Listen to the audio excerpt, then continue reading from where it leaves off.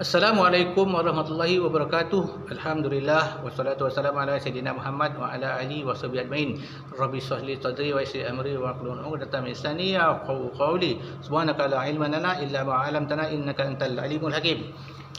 Pertama-tama kali marilah kita bersyukur kehadrat Allah Subhanahu Wa Taala kerana dengan limpah kurnia kita masih lagi hidup dalam lingkungan iman Islam dan ihsan, dan sama-sama kita sentiasa bertaubat kepadanya akan segala dosa yang telah kita lakukan, dan sama-sama kita sentiasa memohon kepadanya menetapkan kita di atas jalan yang lurus. Pada video yang lalu saya telah menjelaskan mukadimah bagaimana kita untuk mengenal Allah, ya, iaitu dengan cara berfikir ataupun menilik langit dan bumi, malam dan siang, kejadian alam dan juga pada diri kita. Terdapat tanda-tanda kebesarannya, ya. Mana alam ini dicipta oleh Allah Ta'ala, dan pada diri kita ini terdapat tanda-tanda sifat Allah, ya. Bolehlah rujuk balik video saya yang lalu, linknya dia ada saya sertakan di bawah. Dan saya ingin menyambung tentang mengenal Allah menggunakan kitab Istilah Tauhid, ya, kitab Mutabar, syarah kitab Mutabar Ahlussunnah wal Jamaah, manhaj kitab akidah Imam Abu Hasan Asy'ari, ya, supaya saya tidak dikatakan memandai-mandai, ya. Kita rujuk kitab Mutabar, kemudian kita buat penjelasan serba sedikit. Baik, kita tidaklah beriman kepada kitab, tidak beriman kepada kertas. Kita beriman kepada apa yang diperkatakan oleh kitab, ya, Allah, ya. Kitab ini memperkatakan Allah Ta'ala, jadi kita beriman kepada Allah Ta'ala. Baik, kita sambung, ya. Kenyataan yang kedua, perhatian menunjukkan kepada Tuhan yang menjadikan alam, ya, ya. Dalam kitab ini sebut, ya, jika kita menggunakan akal fikiran, kita menilik, kita akan dapati, ya, kita akan dapat petunjuk bahawa setiap alam ini, setiap kejadian ini ada pencipta, ya. Kita hendaklah kita menilik dulu, kita menilik, kita akan dapat petunjuk, kerana akal itu adalah punca ataupun wadah bagi petunjuk Allah, ya.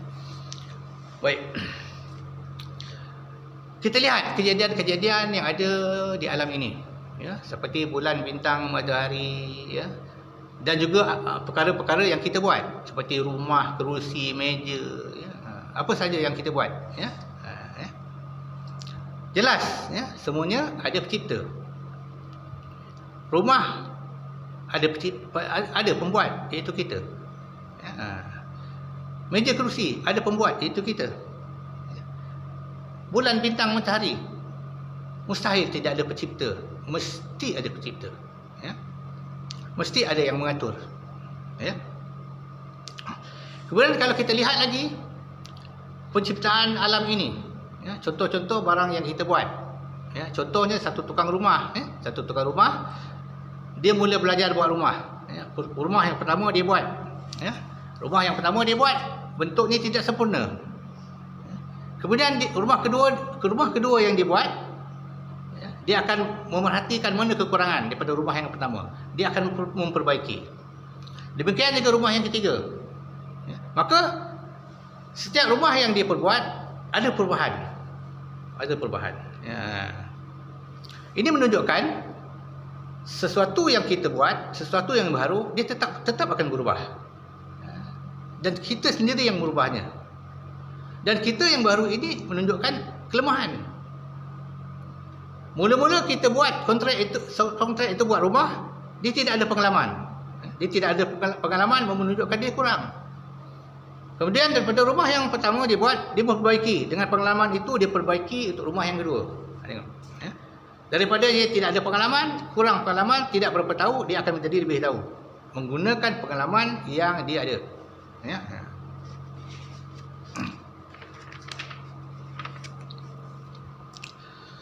Kemudian kalau kita tengok lagi kejadian-kejadian langit dan bumi, alam sekeliling, ya, tumbuh-tumbuhan, ya, sangat seni.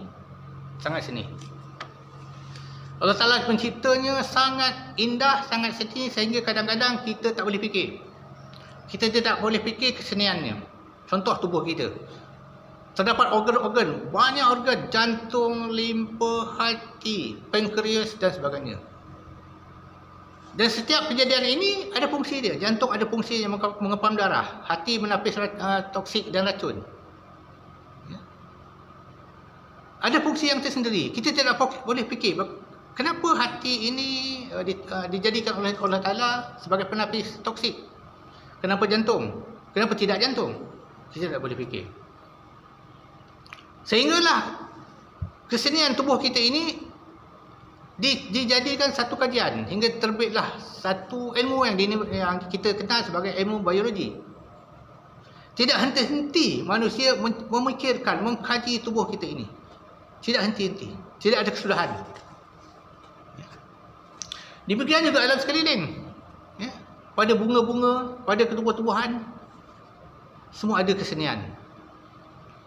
Ya. Satu contoh. Allah Ta'ala menyebut dalam Quran, sesungguhnya makhluk-makhluk ini berzikir kepada Allah. Tumbuh-tumbuhan itu berzikir. Logik akal tak boleh terima. Betulkah tumbuh-tumbuhan ini berzikir? Daun berzikir. Tetapi sains moden mengesahkan. Ada saintis yang memasang alat pendengar yang seni. Kemudian daun itu mengeluarkan satu bunyi. Satu bunyi yang unik. Maka mereka buat kesimpulan bahawa benarlah kata Quran. Ya? Bahawa tumbuh-tumbuhan itu berzikir kepada Allah. Demikian seninya. Sehingga kita tidak boleh memikirkan, tak termasuk akal kita untuk memikirkan kewujudan perkara tersebut. Jadi semua ini menunjukkan tanda-tanda bahawa Allah Ta'ala lah pencipta segala-galanya. Dan segala-gala ini adalah bekas af'alnya. Langit dan bumi, makhluk, manusia adalah bekas af'al Allah. Maknanya Allah Ta'ala mencipta dengan kudrahnya, maka dengan kudrah itu terbit af'al. Penciptaan itu disebut dengan perbuatan Allah. Daripada kudrah, sifat kudrah terbit satu yang dinamakan af'al, ikut susunan dia. Maka ini adalah bekas af'al Allah.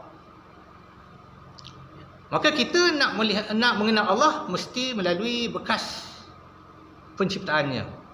Kerana Allah Ta'ala itu bukan jisim, bukan diri, bukan benda. Maka kita tak boleh lihat dengan mata kepala. Kita lihat apakah yang dia cipta. Iaitu langit dan bumi dan diri kita. Dan Allah Ta'ala memerintahkan kita nak kenal aku, ibaratnya nak kenal aku telik pada kejadian yang aku cipta. Ini clue untuk kita mengenal Allah. Tidak ada clue yang lain. Clue yang Allah Ta'ala sendiri tunjukkan kepada kita. Dan naklah kita faham dengan sebaik-baiknya tentang hakikat ini, supaya kita tidak salah. Sekian dulu. Wabillahi taufiq wal hidayah. Assalamualaikum warahmatullahi wabarakatuh.